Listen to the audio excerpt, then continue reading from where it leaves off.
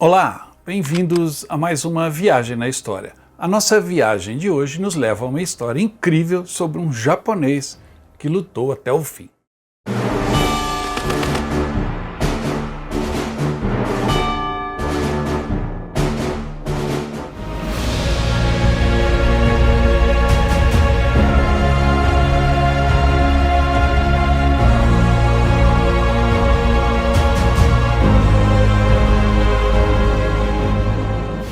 Antes de começar a contar essa história incrível, gostaria de lembrar a vocês que está rolando aqui no canal o sorteio do livro do Nestor Magalhães, de Guadalcanal a Creta, esse belo livro escrito pelo Nestor, o militar do Exército Brasileiro, que também viaja o mundo registrando aí suas aventuras em campos de batalha, memoriais de guerra, mergulhando em naufrágios, etc. É um livro muito interessante.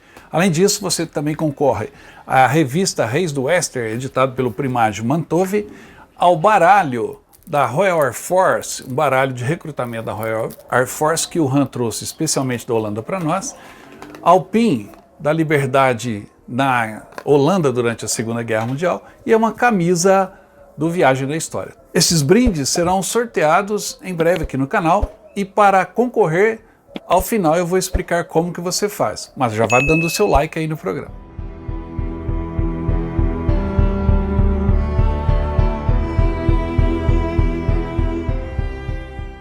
Recentemente aqui no canal, nós lançamos um vídeo contando a história do Japão durante a Segunda Guerra Mundial, ou seja, o olhar japonês sobre os fatos que aconteceram durante a guerra. E aí falamos de 7 filmes, de museus e memoriais que existem no Japão. Eu vou deixar o link na descrição se você ainda não viu o programa. Um dos fatos que comentamos naquele programa foi o do japonês Hiroo Onoda, que lutou durante 30 anos depois que a guerra acabou nas Filipinas. E ao final ele se rendeu, em 1974, foi recebido como herói no Japão e o desfecho tem um elo, tem uma ligação com o Brasil. É isso que eu vou contar agora.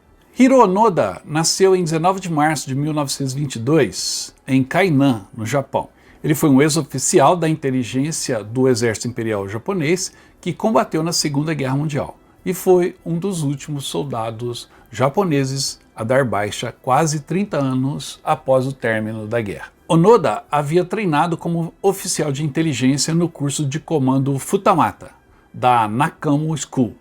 Em 26 de dezembro de 1944, foi enviado à ilha Lubang, nas Filipinas. A sua missão, explicada pelo major que era seu comandante, Yoshimi Taniguchi, era de manter-se vivo. Um trecho da ordem diz: "Isso pode levar 3 anos, pode levar 5, mas aconteça o que acontecer, nós vamos voltar até você." Foi ordenado então fazer qualquer coisa ao seu alcance para dificultar ataques inimigos à ilha, inclusive destruir campos de pouso e o cais no porto. Suas ordens também expressavam que, sob nenhuma circunstância, ele deveria se render ou suicidar-se. Vocês sabem que o soldado japonês é conhecido pela sua determinação. Então, quando uma ordem é dada, a ordem é cumprida. Não importam as consequências. É só você observar, por exemplo, os kamikazes. Portanto, as ordens que Onoda recebeu seriam cumpridas rigorosamente.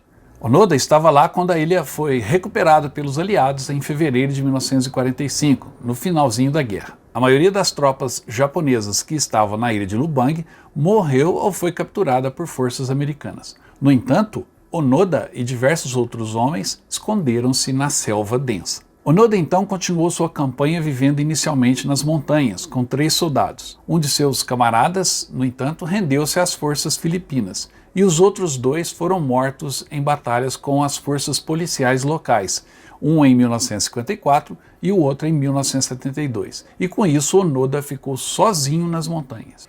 E por 29 anos Onoda recusou-se a aceitar a rendição e continuou lutando, inclusive alvejando filipinos. Em 1959, Onoda foi declarado legalmente morto no Japão. No entanto, para sobreviver, Onoda roubava arroz e bananas dos moradores locais e abatia vacas para obter carne.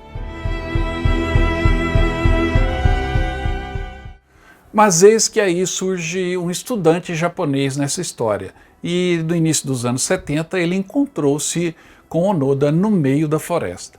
Encontrado pelo estudante japonês Norio Suzuki, Onoda recusou-se a aceitar que a guerra tinha acabado, a menos que recebesse ordens para baixar armas diretamente de seu oficial superior.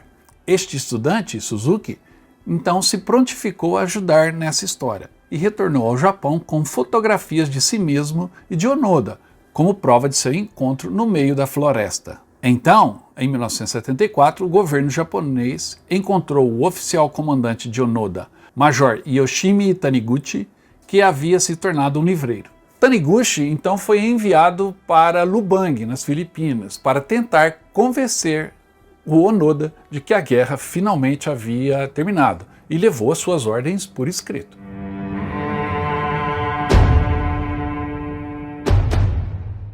Com isso, Taniguchi estava cumprindo a promessa que havia sido feita para Onoda de que o buscariam, houvesse o que houvesse. Ao chegar então, informou a Onoda da derrota do Japão na guerra e ordenou-lhe a depor as armas, com a seguinte nota: de acordo com a ordem imperial, o exército da Área 14 cessou toda a atividade de combate. De acordo com a ordem do Comando Militar A-2003, o Esquadrão Especial do Comando da Equipe está dispensado de todas as obrigações militares. Unidades e indivíduos sob o comando do Esquadrão Especial devem cessar as atividades e operações militares imediatamente e submeter-se ao comando do oficial superior mais próximo.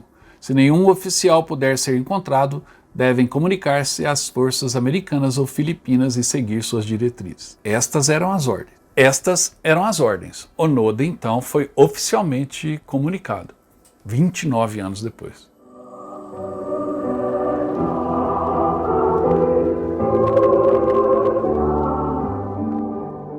Onoda foi, assim, devidamente isentado do dever e, portanto, jamais se rendeu.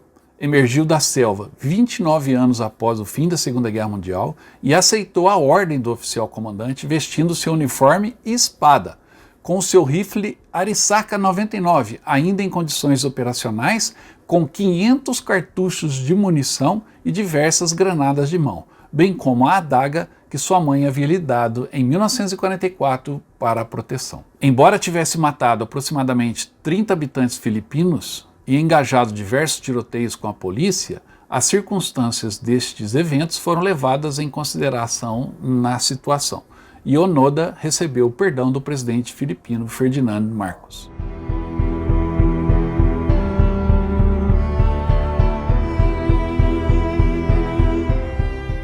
Após ter recebido das mãos do presidente das Filipinas o perdão, Onoda voltou ao Japão e foi recebido como herói. Além da saudação do seu povo, principalmente dos mais antigos, Onoda também recebeu o soldo, ou seja, o pagamento como soldado pelos 29 anos em que lutou na selva. Uma quantia respeitável. É aí então que começa a parte brasileira dessa história, porque com esse dinheiro, Onoda comprou uma fazenda no interior do Brasil.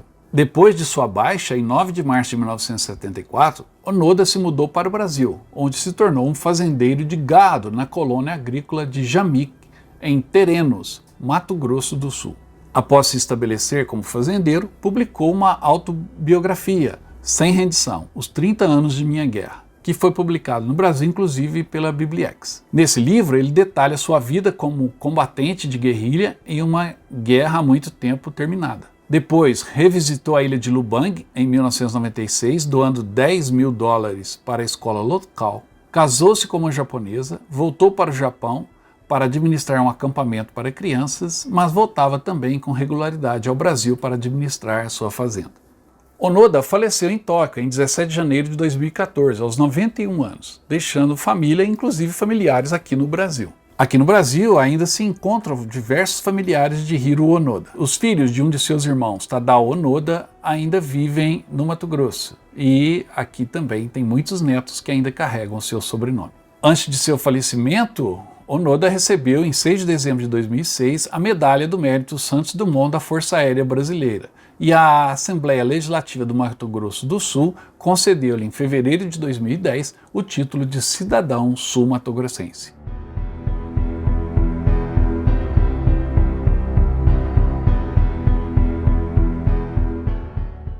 Essa incrível história, então, de Onoda tem um desfecho aqui no Brasil, e aqui ele deixou suas raízes. E agora, em 2021, está chegando aos cinemas um filme inspirado na vida de Hiro Onoda, especialmente na sua resistência na selva. O filme se chama Onoda, 10.000 Noites na Selva, e foi lançado durante o Festival de Cannes de 2021.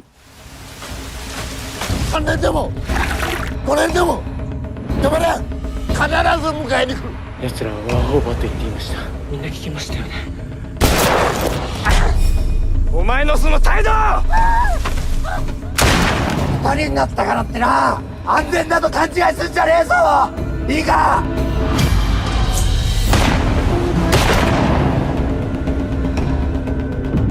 戦いはすぐそこにある。俺たちの近くにある。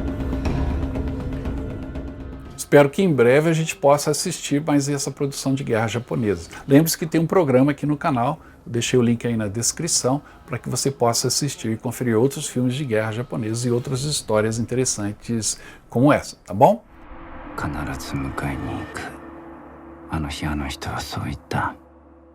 Antes de me despedir, eu gostaria de lembrar vocês dos brindes que estão sendo sorteados pelo canal. O sorteio será agora em breve, no final do mês de julho e começo do mês de agosto. Você pode concorrer ao livro do Nestor Magalhães, De Guadalcanal a Creta, a revista em quadrinhos Reis do Wester, com a história de Roy Rogers e muitas curiosidades, editada pelo Primágio Mantove, ao baralho da Royal Air Force, o baralho que o Han trouxe da Holanda para a gente, bem como o pin da liberdade na Holanda durante a Segunda Guerra Mundial, e a camisa do Viagem na História. Isso tudo pode ser seu. Para isso, você tem que se inscrever no canal, deixar o comentário nesse programa, o que achou, o que não achou, mas principalmente dizer que quero participar do sorteio e dar o like, tá bom? Boa sorte para você. Era isso que eu tinha por hoje, espero que tenham gostado dessa fantástica história do Hiro Onoda e logo eu volto com mais histórias. Até mais!